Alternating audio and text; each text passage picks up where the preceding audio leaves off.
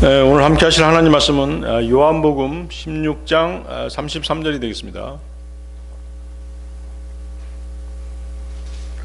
요한복음 16장 33절 말씀 찾으셨으면 제가 받들어 읽겠습니다. 이런 것들을 내가 너희에게 말한 것은 내 안에서 너희가 평안을 지니게 하려 함이라. 세상에서는 너희가 환난을 당할 것이라. 그러나 좋은 기운을 내라. 내가 세상을 이겼노라. 이 말씀을 위해서 다 같이 기도하시겠습니다.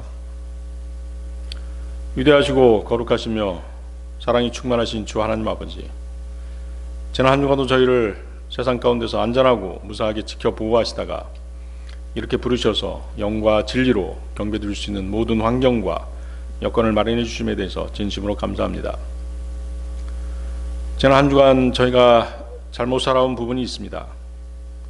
아직 다 고백하지 못한 죄들이 있다면 고백하게 하시고, 또 생각나지 못한 죄들이 있다면 오늘 말씀의 물로 깨끗이 씻어서 주님과 교제하는데 막힘이 없도록 도와주시옵소서.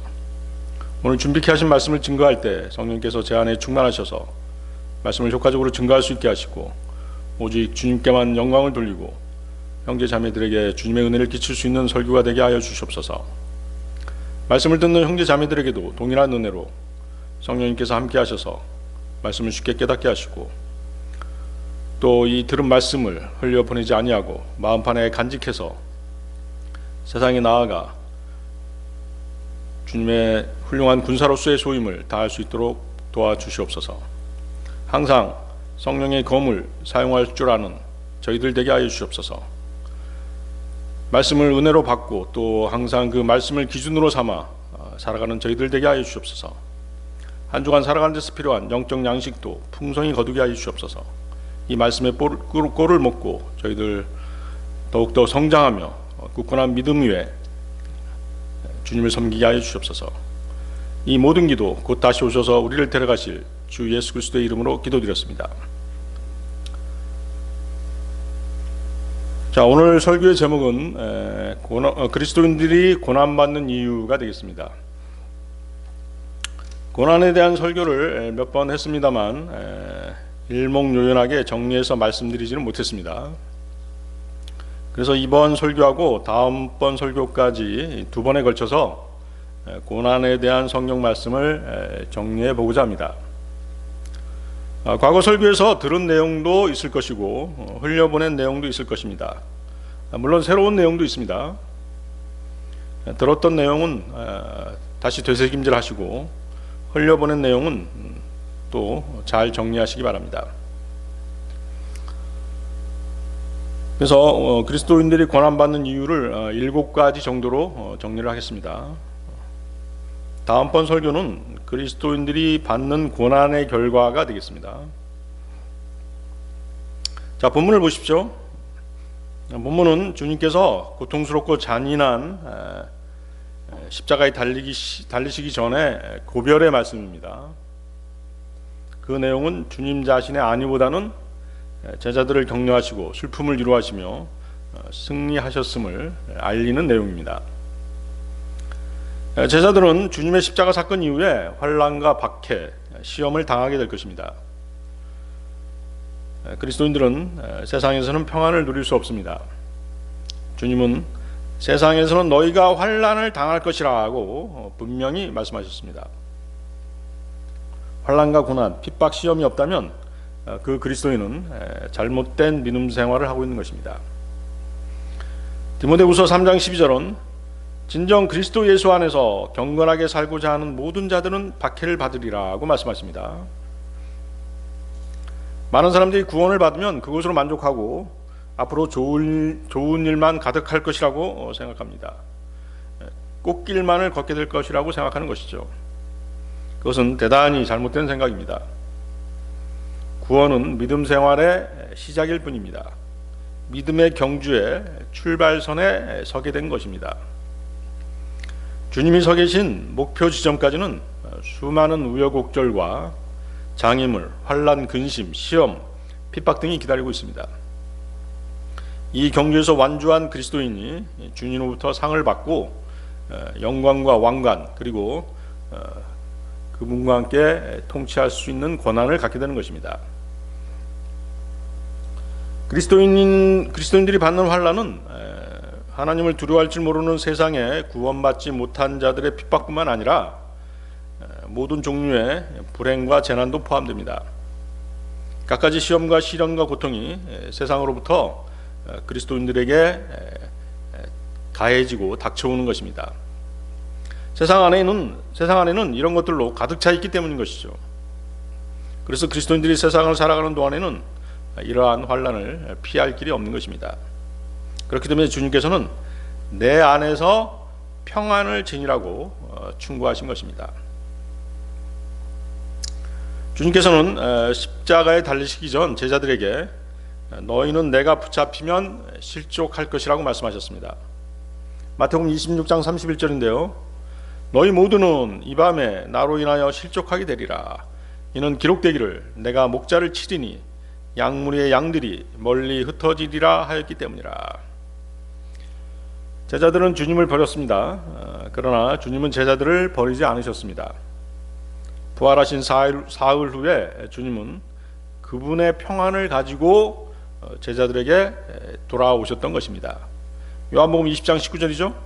같은 날 저녁 그 주의 첫날인 그때 곧 유대인들에 대한 두려움으로 인하여 제자들이 결집한 곳에 문들이 닫혀 있을 때 예수님께서 오셔서 한가운데 서셨으며 그들에게 말씀하시기를 평안이 너희에게 있기를 기원하노라 하시니라. 제자들은 그때 오직 주님 안에서만 평안을 발견할 수 있다는 사실을 깨달았을 것입니다. 주님 안에서 지닐 수 있는 평안은 우리가 믿음으로 주님과 지속적인 교제를 나누는 가운데 얻을 수 있습니다. 먼저 자신의 죄를 자백하고 자신을 정결히 한 후에 주님과 동행하는 삶, 즉 말씀으로 자신의 삶의 기준을 세우고 살아갈 때 주님께서 우리에게 평안을 주시는 것입니다. 세상에는 환난이 있을지라도 그리스도 안에는 평안이 있습니다. 세상은 그것을 빼앗아갈 수 없습니다. 이 평안은 오직 주님에 대한 믿음으로만 누릴 수 있기 때문인 것이죠. 우리는 구원을 받았지만 육신은 여전히 이 세상 가운데서 살아가야 됩니다. 그래서 우리는 이 세상 죄인들과 세상 권세의 도전과 영향력에 항상 노출되어 있습니다. 그리스도인의 영적 전쟁은 끊일 날이 없는 것입니다. 때로는 모진 시련과 영적 갈등에 시달린 나머지 좌절하고 절망하고 낙심하기도 합니다. 그러나 주님께서는 좋은 기운을 내라, 내가 세상을 이겼노라 하고 말씀하십니다. 담대하라는 것이죠. 주님께서 세상을 이기셨기 때문에 그 승리의 바탕 위에 우리가 믿음 생활을 하는 것이기 때문에 담대하라는 것입니다. 주님은 시험과 고난과 순종의 길에서 싸워 이기셨습니다. 그러므로 우리는 담대해야 합니다. 시험과 핍박, 고난, 걱정, 근심 등이 우리에게 불어닥칠 것입니다. 그러나 그것들은 우리를 그리스도께로 더 가까이 이끌어갈 뿐인 것이죠. 다시 말씀드리지만 우리는 주님의 승리를 발판으로 모든 것을 이길 수 있는 것입니다. 우리가 승리를 장담할 수 없다면 불안할 수밖에 없겠죠. 그렇지만 승리의 바탕 위에 승리가 확실한 가운데, 그렇죠? 확정된 가운데 믿음 생활을 하는 것이기 때문에 불안해할 필요가 없는 것입니다. 그리스도인들이 고난받는 이유, 첫 번째, 그리스도인은 고의적인 무지로 인해서 고난받습니다. 고의적인 무지, 영어로 willful ignorance입니다. willful ignorance. 이게 뭐냐면 여러분들 그 잘못된 신념, 그렇죠? 그런 것들로 인해서 고난받는 것이에요. 또 말씀이 주어졌는데 자기 고집대로 하는 경우, 그것들이 이제 고의적인 무지가 되는 것이죠. 그러니까 이제 잘못된 신념이라는 게 뭐가 있냐면 특히 정치적인 그런 부분에 많아요. 지금 우리나라 상황이 그렇잖아요. 나는 그리스도인이면서 뭐 민주당 편이다, 나는 국힘당 편이다, 이렇게 막 둘로 나눠서잖아요.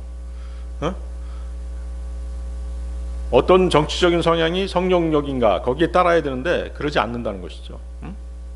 성경 말씀은 이렇지만 나는 이쪽 편이야, 이쪽 따라갈 거야, 그런 것들이 고유적인 무지가 되는 것이에요. 물론 거기에는 이제 뭐 여러 가지가 복합적으로 들어가 있죠.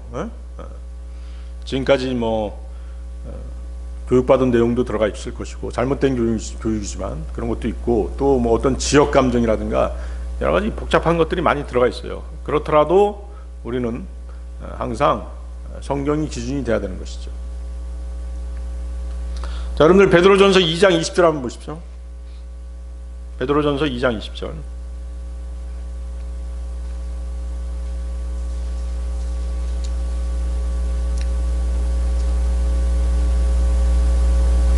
그래서 이 고의적인 무지를 하나님께서는 그냥 두지 않습니다. 이걸로 인해서 여러분들은 고난을 당할 수 있어요.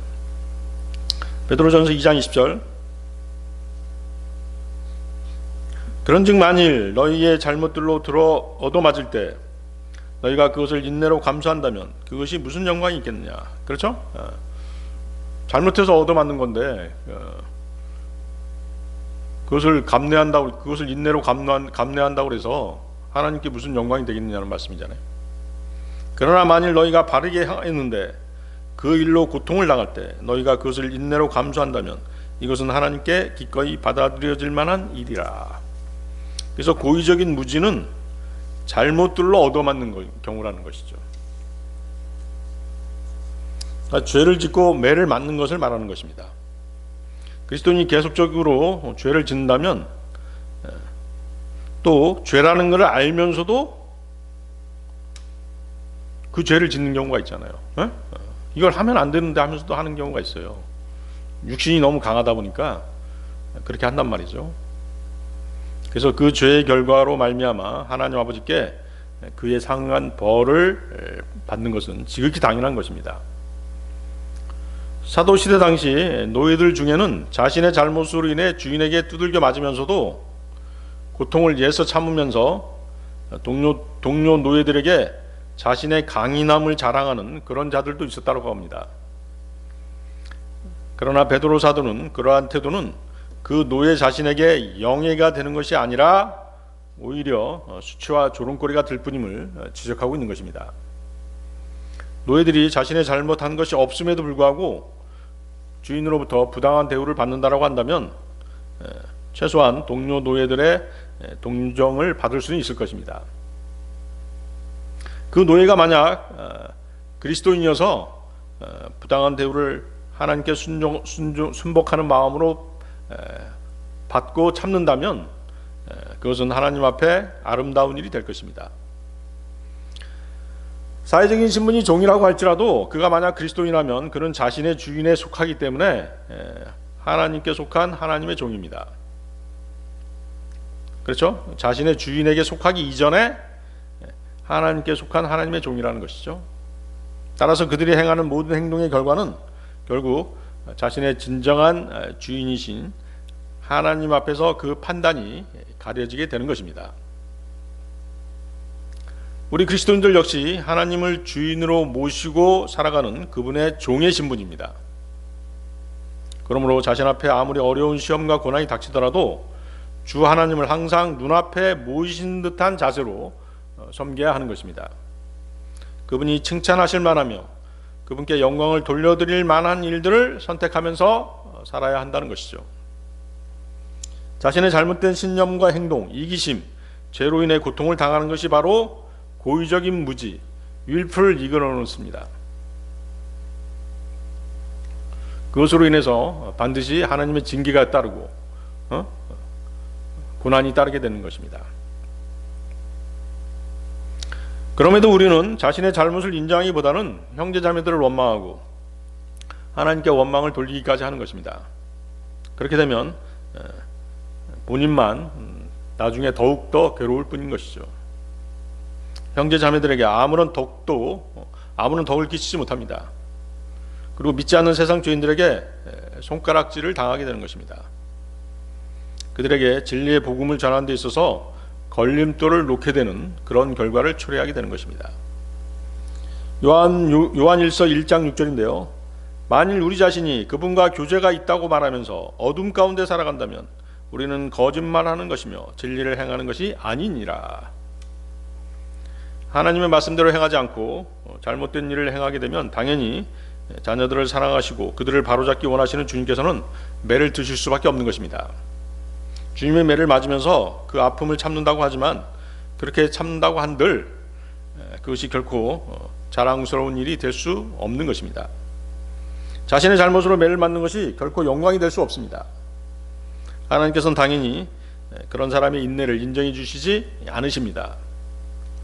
그는 그리스도의 심판석에 섰을 때 자신의 행위에 대한 상급을 아무것도 받지 못하게 될 것입니다.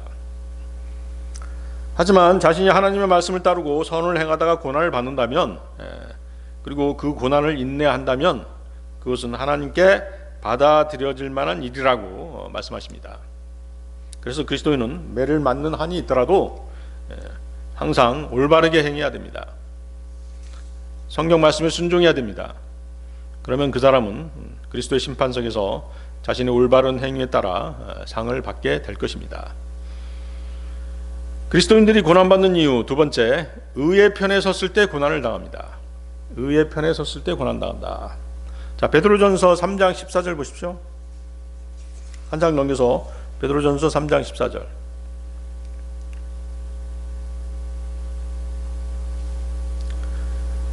그런즉 오히려 너희가 의를 위하여 고통받는다면 너희는 행복하니라. 또한 그들이 공포스럽게 하는 것을 무서워하지 말고 불안해하지도 말라. 자, 본절은 마태복음 5장 10절에 의를 위하여 박해받는 자들은 복되나니라는 예수님의 산상수훈을 인용한 구절입니다. 이 구절에서의 의는 실제적인 삶에서의 옳은 일을 말합니다. 그 옳은 일들은 성도의 믿음이나 말씀에 따라 사는 삶 혹은 주 예수님으로 인한 것들입니다. 마태복음 5장 11절 12절인데요. 사람들이 나로 인하여 너희를 욕하고 너희를 박해하며 너희를 대적하여 온갖 불의의 악한 것을 거짓되이 말할 때 너희는 복되도다. 크게 기뻐하고 지극히 반가워하라. 이는 하늘에서 너희의 보상이 크나 크기 때문이니 그들이 너희 앞에 있었던 예언자들도 그렇게 박해하였기 때문이라. 우리가 거리에 나가서 복음을 증거하고 진리를 선포할 때 흔히 당하는 일들이 있습니다. 복음 전하는 것을 방해하고 욕하고 회방하는 자들이 있는 것입니다. 방해받을 일이 전혀 없는데도 불구하고 자신들이 장사하는데 조금이라도 지장이 있을까봐 전전긍긍하면서 우리를 내쫓는 그런 상인들도 있는 것입니다. 또 단순히 하나님의 말씀을 듣는 것이 싫어서 시비를 걸어오는 사람도 있습니다. 따라서 진리를 따르고 진리를 전파하며 선한 삶을 살고 선한 것을 따르는 그리스도인은 의를 위해서 고난당할 수밖에 없는 것입니다. 악한 이 세상에서는 의를 위하여 선을 행하는 사람들이 고난당하는 일들이 아주 빈번합니다. 우리도 이와 같은 영적 전쟁을 한번 치러봤었죠? 잘못을 지적하고 옳지 않다라고 책망했을 때 오히려 공격을 당하는 것입니다. 하나님의 말씀에 따라 모든 일에 선을 따르고 의를 위하여 행동할 때 우리를 해치려고 위협을 가해오는 자들이 이곳저곳에서 공격해오는 것입니다. 죄를 지적당한 그 사람이 공격을 주도하거나 다른 사람을 사주해서 공격하는 것입니다. 그리스도인인데 설마 그렇게까지 할까라고 생각을 하지만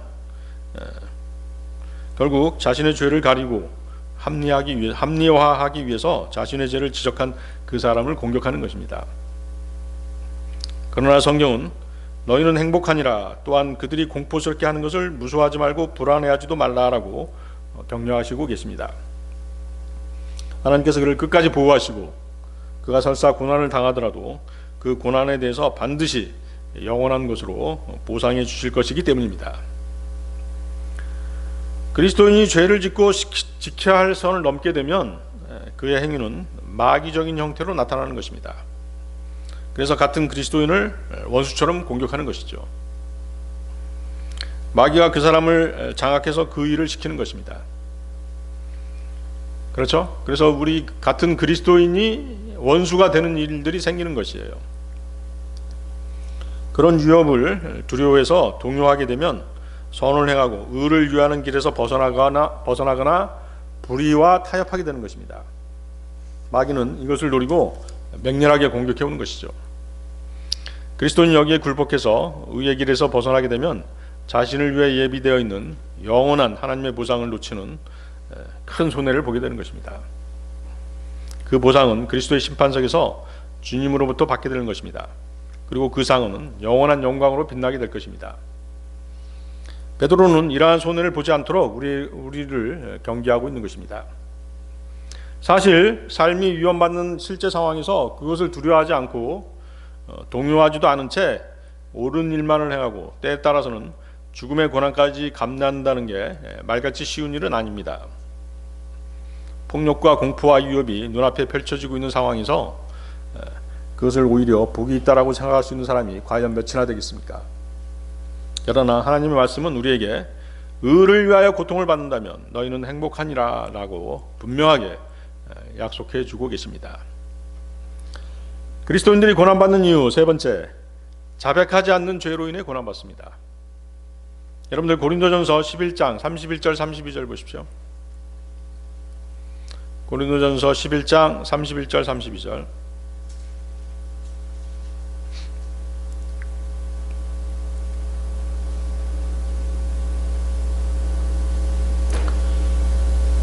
이는 만일 우리가 자신을 판단하려고 한다면 우리가 판단받지 않을 것이기 때문이라. 그러나 우리가 판단을 받을 때 우리는 주께 징계를 받는 것이니 우리가 세상과 함께 정죄받지 않으려 함이라. 어떤 의미에서 자기 자신을 심판하는 일이 가장 어렵고 가혹한 일일 수 있습니다. 다른 사람이 짓는 죄는 우리가 쉽게 판단할 수 있습니다. 그렇죠? 남의 말 하는 것보다 쉬운 게 어디 있어요? 경우에 따라서는 그들을 판단해도 되고 안 해도 됩니다. 그렇죠? 그러나 자신이 짓는 죄는 절제하기가 쉽지 않습니다. 왜? 죄가 자신을 계속 속이기 때문입니다. 죄의 속임수 한번 얘기했었죠? 죄의 즐거움이 자신을 속이는 것입니다. 사람들이 마약을 하고 술에 취해 흥청망청하고 남의 것을 빼앗고 간음하고 폭력을 저지르는 모든 죄들에는 죄의 꾀락이 있기 때문입니다. 두 번째, 죄를 짓고도 그것을 변명할 수 있다라고 믿기 때문입니다. 그게 죄의 속임수죠. 프랑스 소설가 빅토르 유고가 쓴 레 미제라블이라고 하는 소설이 있습니다. 레 미제라블은 비참한 사람들이라는 뜻인데요. 그 소설의 주인공은 장발장이라는 사람이에요. 자신의 그 조카들의 굶주림을 면해주기 위해서 빵 한 덩어리를 훔치게 됩니다. 그러니까 어때요? 장발장은 그 죄에 대해서 변명할 수가 있잖아요. 내가 너무 배가 고파서 빵을 훔쳤습니다라고 변명할 수 있습니다. 그러나 그 소설을 보면 장발장은 빵을 훔친 죄값을 받게 되는데요. 그는 빵 한 덩어리를 훔친 죄로 5년이라고 하는 가혹한 형벌을 받게 됩니다. 비참한 상황에 처해 있기 때문에 죄를 선처받을 만도 했는데 그는 그렇지 못했습니다. 세 번째, 죄의 속임수 세 번째는 죄의 결과로부터 피할 수 있다라고 죄는 속이는 것입니다. 요즘 보십시오. 죄를 짓고도 어때요? 비싼 변호사를 사서 형량을 낮추거나 풀려나가나 하는 일이 비일비재하죠. 또 뇌물을 써서 죄를 숨기는 경우도 있습니다.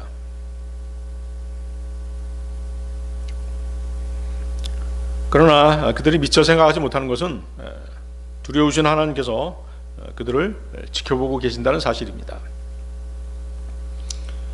그리스도인이 죄를 짓고 그 죄를 버리지 않고 살면 안 됩니다. 잠시 동안이라도 죄가 자신을 다스리도록 놔두는 것은 자기 정죄인 것입니다. 그러므로 그리스도인은 내적으로 자신의 양심이 괴롭고 외적으로는 자신의 몸이 허약해지고 안 좋은 일들이 계속 일어나거나 몸이 병들어가며 심지어 죽어가고 있음을 보고 자신을 판단할 수 있어야 된다는 것입니다.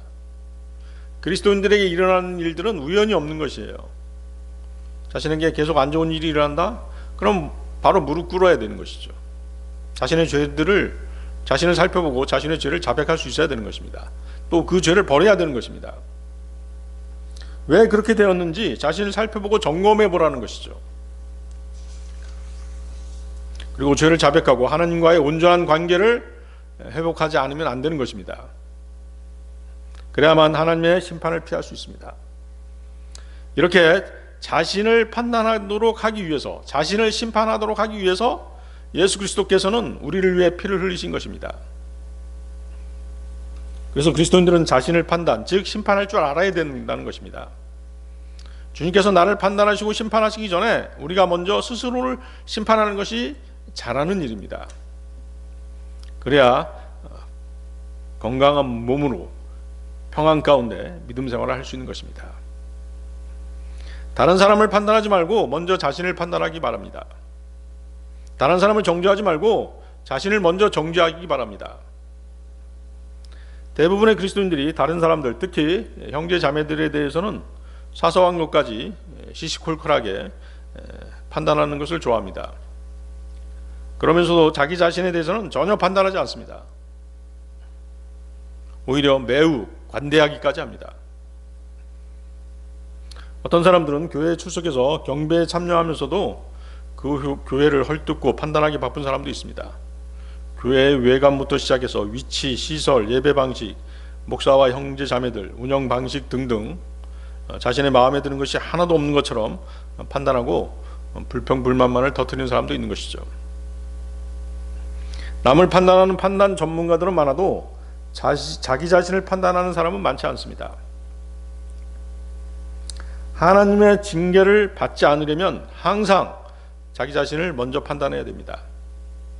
그것이 정상적인 그리스도인의 믿음 생활인 것입니다.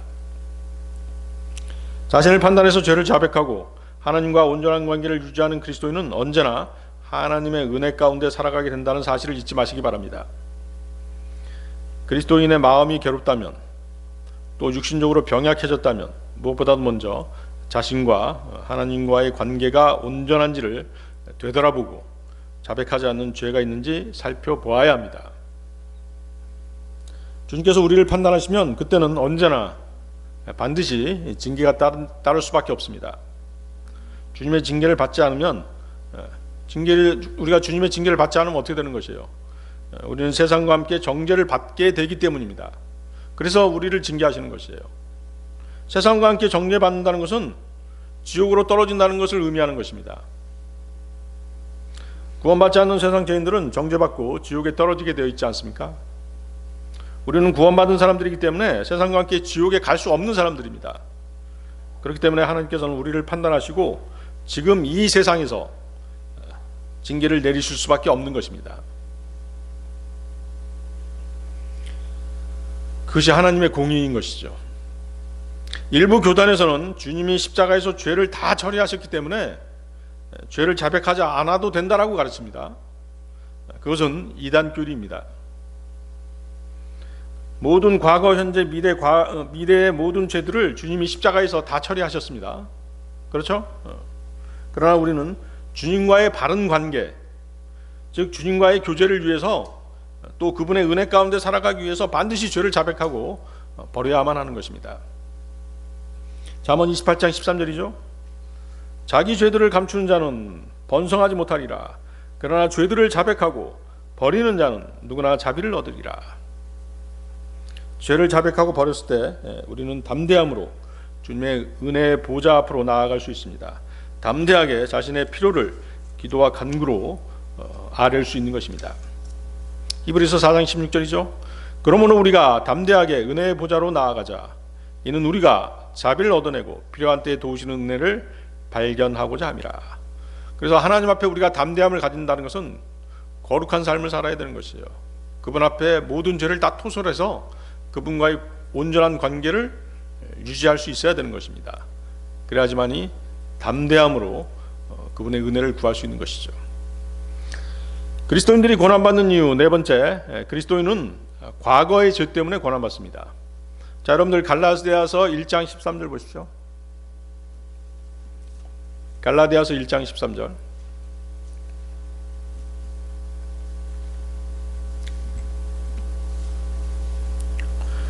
이는 유대교 안에 있었을 때 과거의 나의 생활 방식에 관하여 너희가 들어왔기 때문이니 곧 내가 하나님의 교회를 심히 박해하였고 그것을 황폐하게 하였으며. 바울이 자신에 대해서 하는 말이죠. 과거의 죄 때문에 고난받는다고 하니까 이제 혹자는 내가 구원받을 때 그리스도의 피가 나의 과거를 포함한 모든 죄를 제거하지 않았습니까? 라고 반문할지 모릅니다. 물론 모든 죄값은 예수님의 피로 다 치러졌습니다. 예수님께서는 주 예수님의 보혈을 보시고 여러분의 죄, 저와 여러분의 죄를 하나도 기억하지 않습니다. 아시겠습니까? 그러나 그리스도인은 죄의 결과, 즉 과거의 죄의 영향력으로 인해 고난을 받는 것입니다. 어떤 사람은 청소년 때부터 습관적으로 보아왔던 음란물 때문에 아직도 고통스러워합니다.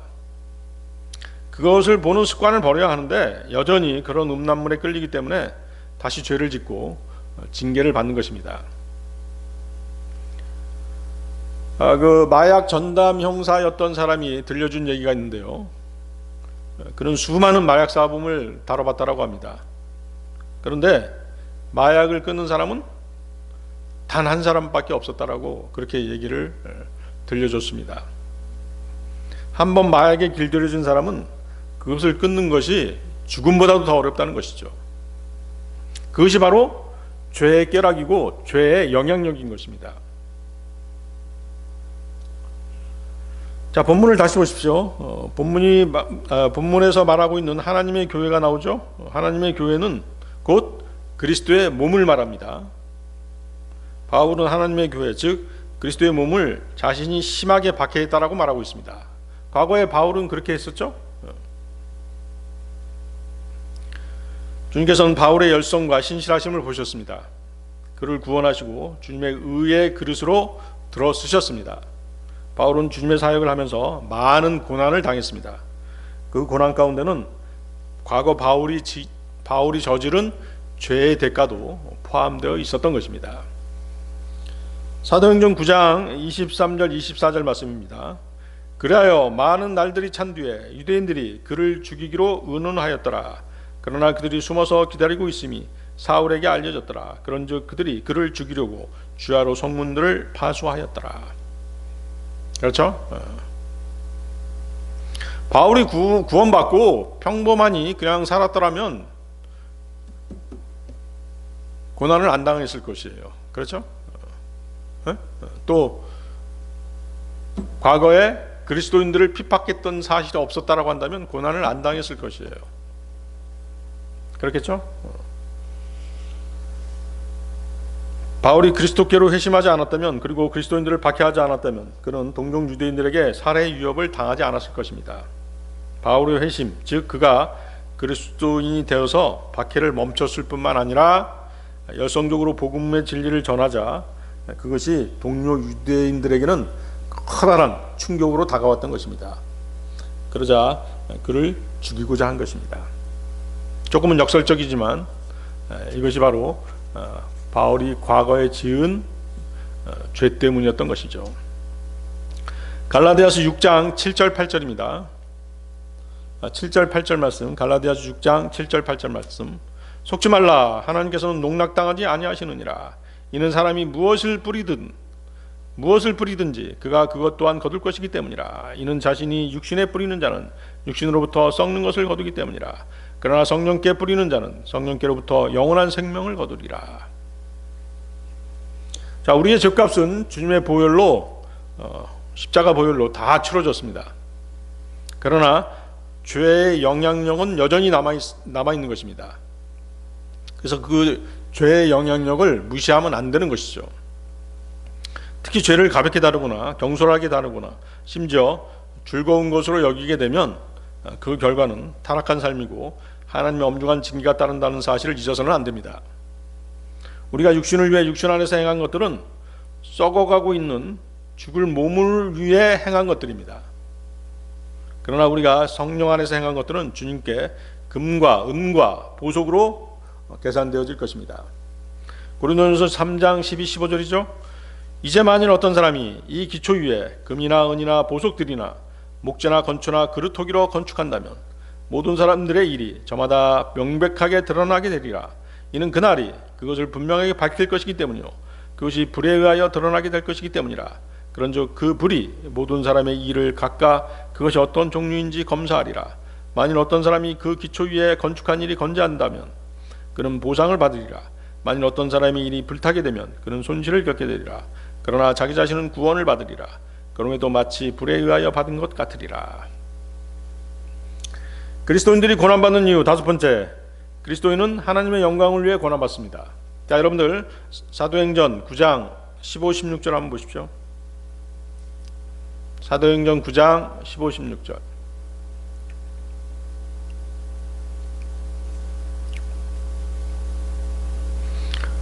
그리스도인이 하나님의 영광을 위해 고난받는 것은 당연한 일이죠.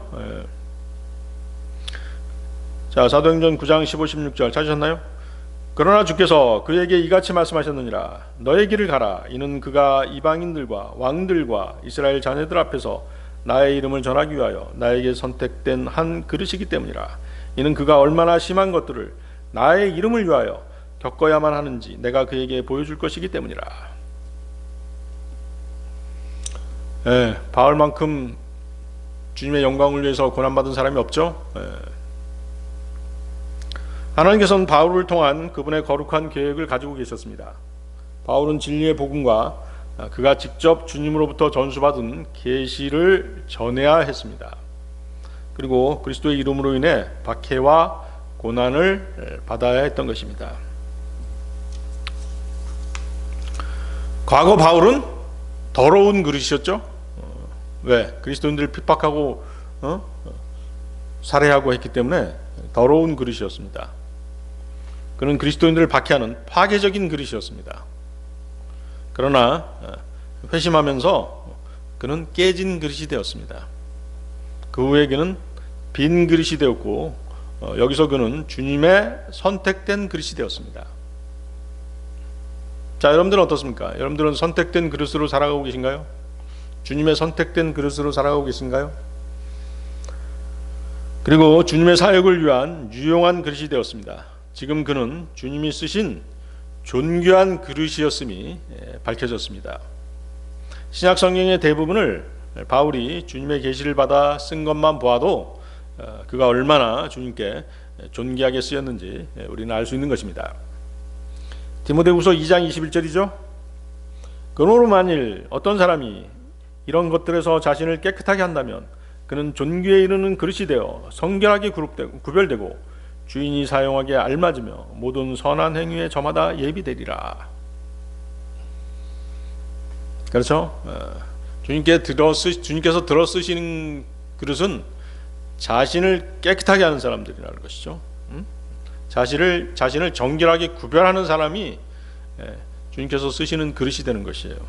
16절 다시 보십시오. 거기 사도행전 9장 16절. 그가 얼마나 심한 것들을 나의 이름을 위하여 겪어야만 하는지 내가 그에게 보여줄 것이기 때문이라. 바울은 그리스도의 고난을 채우기 위해 그리스도의 사역자가 되었으며 이 시대에 그리스도인들이 따라야 할 본을 우리에게 남겨 보여준 것입니다. 디모데전서 1장 16절인데요.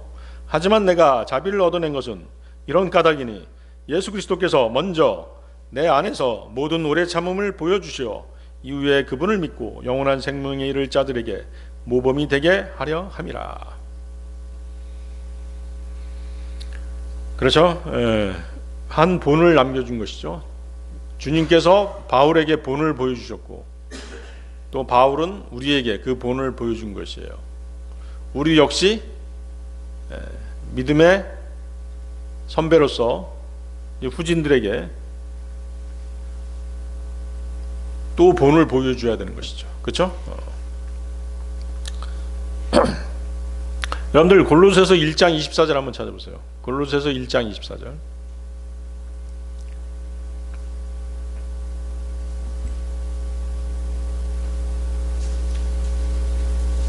그렇지만 어때요? 우리는 본을 보여주기보다는 나쁜 영향을 많이 끼치죠?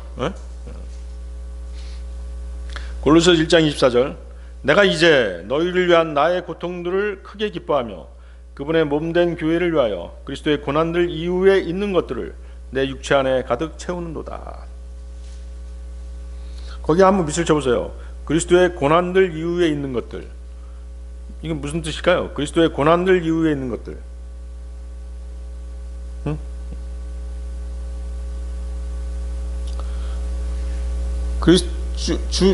예수 그리스도의 고난이 불충분했기 때문에 그런 건가요? 그렇지 않죠. 그는 주님께서는 뭐예요? 온갖 순환을 다 당하셨고 또 십자가에 못 박혀 돌아가셨잖아요. 그러니까 주님이 겪으신 고난은 완벽했습니다. 그렇죠? 그러니까 우리는 어떻게 된다는 것이에요? 똑같이 고난을 견뎌야 된다는 것이죠. 또 그분이 겪으신 고난에 참여해야 한다는 것이에요. 그것이 바로 그리스도의 고난들 이후에 있는 것들이라는 것이죠. 이해하시겠어요? 다시 한번, 그리스도의 고난들 이후에 있는 것들이 뭐라고요? 고난을 견디는 것입니다. 두 번째, 그분의 고난에 참여하는 것입니다. 아시겠죠? 그래서 거기 보세요. 그분의 몸된 교회를 위하여. 자, 여러분들이 교회가 무엇인지 알아야 됩니다. 또 지역교회가 무엇인지에 대해서도 알아야 됩니다. 그래서 또 지역교회로 모여야만 합니다. 자신을 위해서가 아니라 교회를 위해서 헌신해야 되는 이유를 교회를 알아야지만이 알 수 있는 것이에요. 바울이 바로 그 얘기를 하고 있는 것이잖아요. 우리가 교제 가운데 교회를 아느냐 모르느냐, 지역교회를 아느냐 모르느냐를 가지고 그 사람의 믿음의 깊이를 가늠할 수 있는 것입니다. 교회를 모르고 또 지역교회를 섬기지 않으면서 믿음 생활을 하는 사람은 대단히 이기적인 사람이라고 할 수 있습니다.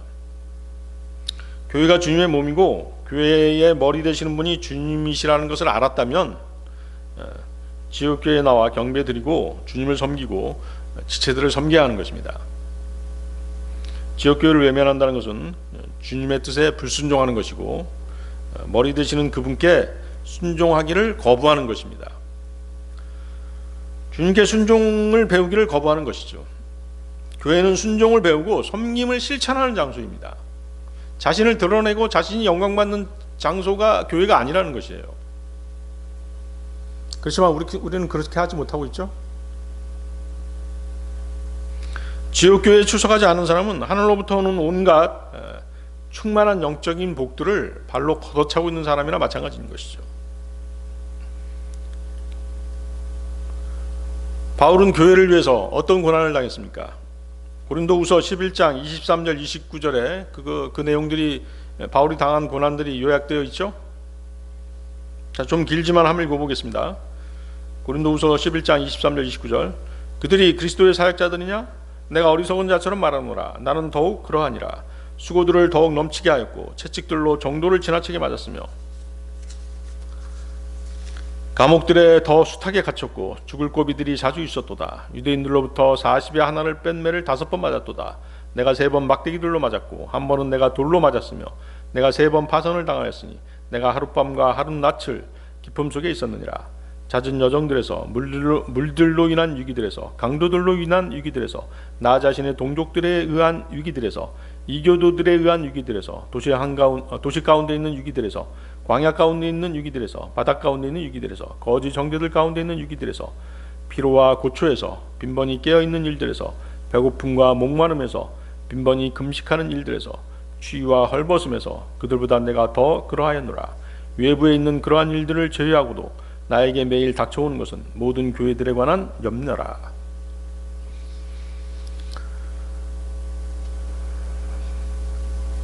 그래서 신약교회 대부분을 바울이 세웠잖아요. 초창기 초대교회들이죠. 초대교회들 대부분을 바울이 세웠습니다. 바울을 본받고 그리스도의 본을 따르는 것은 영광의 길입니다. 그러나 또한 고난의 가시밭길인 것이죠. 선택한 그릇, 주님께서 선택한 그릇인 바울은 그 빛을 드러내기 전에 기드온의 항아리처럼 먼저 자신이 깨져야 했던 것이죠. 그렇죠? 여러분들이 하나님의 영광을 위해 진정 쓰임받는 존귀한 그릇이 되고자 한다면 먼저 깨어져야 되는 것입니다. 육신이 깨어지기 위해서 필요한 것이 뭐예요? 고난이라는 것이죠. 고난이 없으면 깨어지지 않는 것입니다. 그래서 고난은 그리스도인들에게 필연적인 것이에요. 그런 의미에서 지옥계는 깨어지기 위한 훈련의 장소인 것입니다. 지옥교회에서 깨어지고 부서지고 순종을 배워서 주님이 사용하기에 알맞은 그런 필요한 그릇으로, 존귀한 그릇으로 갖춰지는 것입니다. 그리스도인들이 받는 고난, 여섯 번째, 그리스도인은 자신의 믿음을 지키기 위해 고난받습니다. 자, 여러분들 그 주님의 12제자 다 이름을 알고 계신가요? 첫 번째 누가 있었죠? 베드로와 그의 형제 안드레, 그죠? 그리고 세베대의 아들 야고보와 그의 형제 요한, 빌립과 바돌로메. 바돌로메는 이제 그 나다나엘, 주님을 만났던 나다나엘이죠. 그리고 마태, 도마, 그다음에 그 알페오의 아들 야고보, 그죠? 그다음에 다데오는 이제 그 성경에 야고보의 아들 유다로 소개되어 있습니다. 그다음에 열심당원 시몬, 열심당원은 뭐였냐면 그때 이제 그 로마의 식민지였잖아요, 이스라엘이. 그래서 이스라엘의 독립을 위해 투쟁했던 그 당원이 바로 열심당원입니다. 그 회원이었죠, 시몬은. 그다음에 누가 있어요? 주님을 배반한 가룟 유다 해서 12제자가 있었죠. 이 중에서 이제 계시록의 저자 요한은 자연사를 했습니다. 순교하지 않고 자연사한 것으로 알려져 있죠. 그 다음에 가룟 유다는 뭐예요? 사람이 아니라 마귀로 판명되었습니다. 요한복음 6장 70절 71절이죠. 예수님께서 그들에게 대답하시기를 내가 너희 12를 선택하였는데 너희 중 하나는 마귀가 아니냐 하셨느니라. 그분께서 시몬의 아들 유다 이스카리옷에 관하여 말씀하셨더라. 이는 그가 12 중 한 명으로 그분을 배반할 자였기 때문이라. 그렇죠? 그래서 가룟 유다는 어떻게 했어요? 자살했습니다. 자살해서 자신의 거처 끝없이 깊은 구렁으로 내려갔죠. 나머지 제자들은 모두 순교했습니다. 히브리 11장에는 하나님을 향한 믿음으로 승리한 사람들이 열거되어 있습니다. 또 그들이 당한 고난의 아픔이 생생히 묘사되어 있습니다. 히브리서 11장 35절 38절인데요. 여자들은 다시 생명으로 일으켜진 자신들의 죽은 자들을 받기도 하였으며 다른 이들은 고문을 당하면서도 구출되는 것을 받아들이지 않았으니 그들이 더 좋은 부활을 얻어내려 함이라. 또 다른 이들은 진정 잔인한 조롱들과 채찍으로 맞는 일들로 정련을 받았으며 더욱이 속박들과 투옥들의 정령까지 받았느니라. 그들은 돌로 맞아 죽었고 그들은 톱에 잘려나가기도 했으며 시험을 당하였고 칼로 살해당하였느니라. 그들은 양가죽들과 염소가죽들을 쓴 채 이리저리 유랑하면서 궁핍하였고 고난을 받았으며 심한 고통을 당하였느니라. 세상은 그들에게 합당하지 아니하였느니라. 그들은 사막들 한가운데서와 산들 속에서와 땅의 토굴들과 동굴들 속에서 유랑하였느니라. 하나님께서 고난받게 하시는 사람들이 있습니다. 그들이 하나님의 영광을 위해 살고 그분을 영화롭게 해드리기 위해 쓰임받기 원한다면 주님은 그들을 고난의 영광로로 집어넣으십니다. 고난의 영광로를 통과하게 하시는 것입니다. 그리고 그들을 정련하셔서 들어 쓰시는 것입니다. 그리스도인들 중에는 고난받지 않은 사람은 거의 없는 것이죠.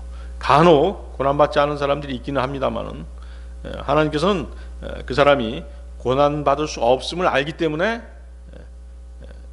고난이 주어지지 않게 하시는 것이죠. 그리스도인들이 고난받는 이유, 마지막 7번째, 그리스도인은 훈련받기 위해 고난받습니다. 훈련받기 위해 고난받는다. 여러분들 히브리서 12장 6절 8절 보십시오. 히브리서 12장 6절에서 8절 말씀.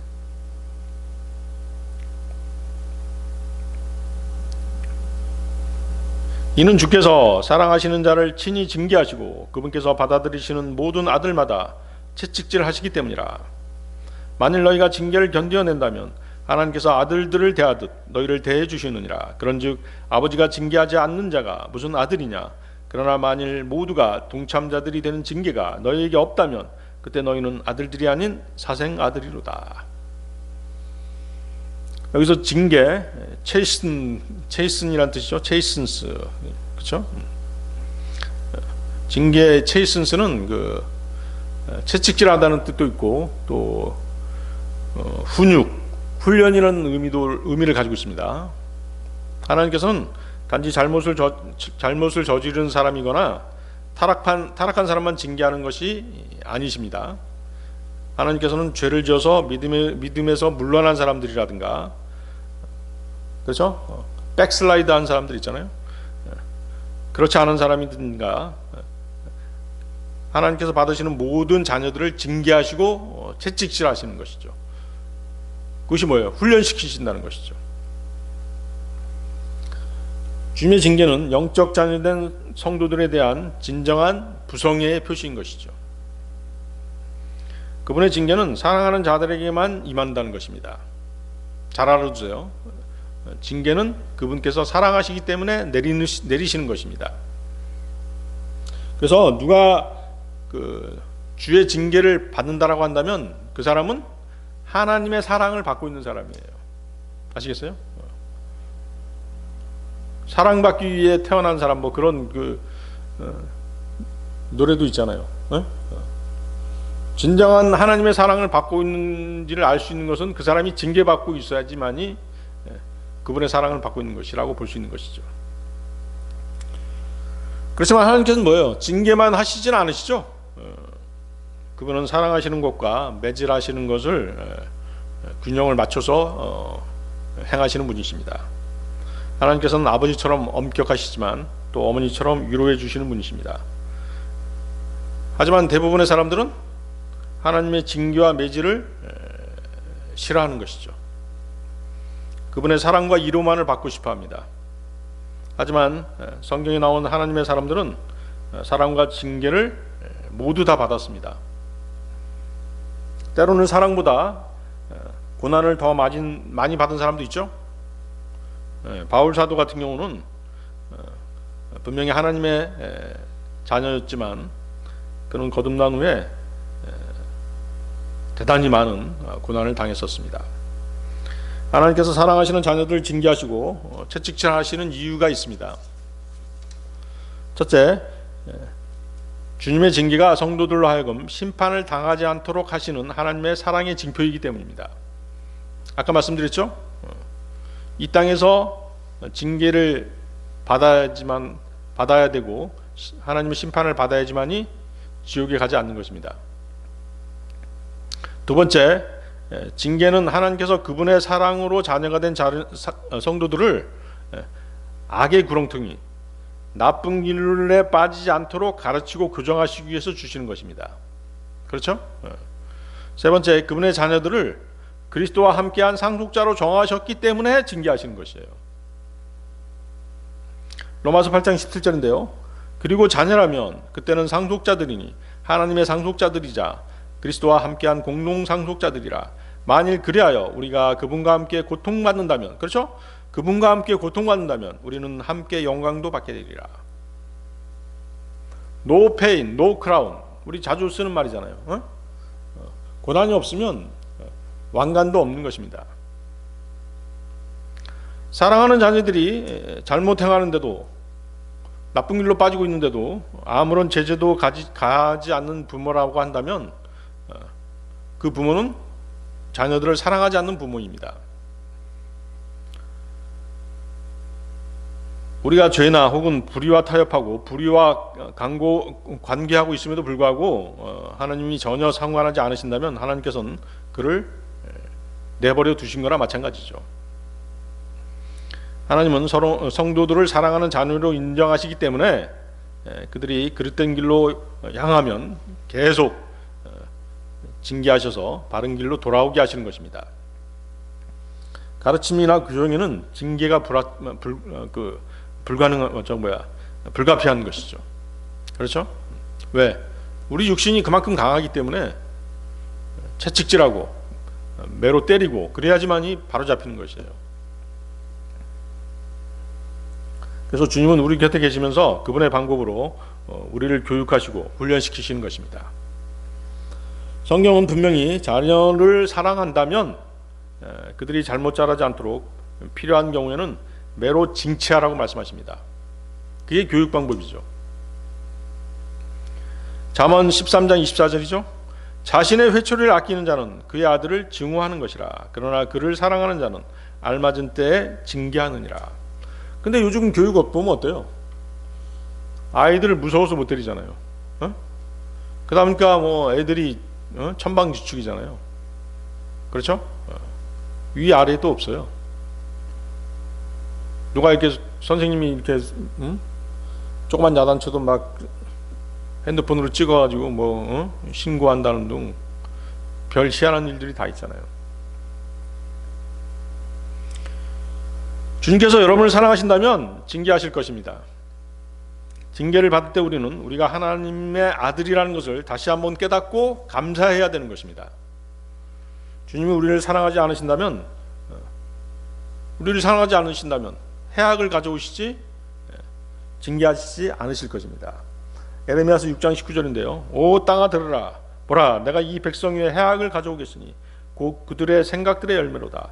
이는 그들이 나의 말들에 경청하지 아니하고 나의 법에도 경청하지 아니하며 오히려 그것을 거절하였기 때문이라. 그렇죠? 하나님께서 사랑하지 않으시면 징계도 없는 것이에요. 하나님 아버지께서는 그분의 선하신 기쁨을 위해서 우리 안에서 일하십니다. 그러므로 우리는 하나님의 사랑으로 말미암아 징계받는 것을 기뻐해야 합니다. 반면에 자기 자신의 잘못으로 징계받지 않도록 주의해야 합니다. 주의 징계와 채찍질이 우리를 아들로 인정하시고 사랑하심을 나타내는 명확한 증거라면 설사 그것이 견디기 힘든 것일지라도 인내로 참아야만 하는 것입니다. 군인이 훈련을 거부하면 전쟁터에 투입되지 못합니다. 성도가 하나님의 교육 방식의 이의를 제거하거나 거부한다면 그는 훌륭한 그리스도인이 될 수 없는 것입니다. 주의 군사가 될 수 없는 것이죠. 거룩하신 하나님께서 우리를 자녀로 대우하신다는 그 사실은 대단히 영광스러운 일입니다. 우리는 일시적인 징계를 참고 인내할 수 있어야 합니다. 오히려 그리스도임에도 전혀 연단을 위한 징계가 따르지 않는다면 그것을 경계해야 되는 것입니다. 그가 거듭나지 않았다면 그는 하나님을 알지 못하기에 징계도 없는 것입니다. 하나님의 보호도 받을 수 없습니다. 성경에 약속된 상속 지분도 없을 것입니다. 자신에게 징계가 있다는 그 사실이 바로 내가 하나님의 상속자라고 하는 강력한 증거이고 하나님의 사랑을 받고 있다는 또 다른 증거인 것입니다. 자, 오늘 설교의 결론입니다. 자, 오늘 강론한 그리스도인이 고난받는 이유 7가지를 한번 정리해 보겠습니다. 자, 첫 번째 뭐였죠? 그리스도인은 고의적인 무지로 고난받습니다. willful ignorance, 자신의 잘못된 신념과 행동, 이기심, 죄라는 것을 알면서도 짓는 경우, 말씀에 고의적으로 불순종하는 경우, 이런 것들이 바로 뭐예요? 고의적인 무지라는 것이죠. 거기에는 반드시 뭐가 따른다? 고난이 따르게 되는 것입니다. 징계가 있기 때문에 고난이 따르는 것이죠. 두 번째는 뭐였습니까? 의의 편에 섰을 때 고난당합니다. 불의를 못 참고 지적한다든가 그랬을 때 고난이 오는 것이에요. 그렇지만 하나님께서는 끝까지 보호해 주시고 그의 생을 축복해 주십니다. 세 번째, 자백하지 않는 죄로 인해서 고난받습니다. 네 번째, 과거의 죄 때문에 고난받습니다. 그래서 습관적으로 에워싸는 죄의 영향력을 빨리 벗어버려야 되는 것이죠. 다섯 번째, 그리스도인은 하나님의 영광을 위해서 고난받습니다. 여섯 번째, 그리스도인은 자신의 믿음을 지키기 위해서 고난받습니다. 일곱 번째, 그리스도인은 연단받기 위해서, 훈련받기 위해서 고난받습니다. 우리는 이러한 고난받는 걸로 인해서 두려워하지 말아야 합니다. 장차 주님 앞에 섰을 때 칭찬과 존귀와 영광을 받고 그분과 함께 다스리기 위해서 고난은 반드시 필요한 것입니다. 다 같이 기도하시겠습니다.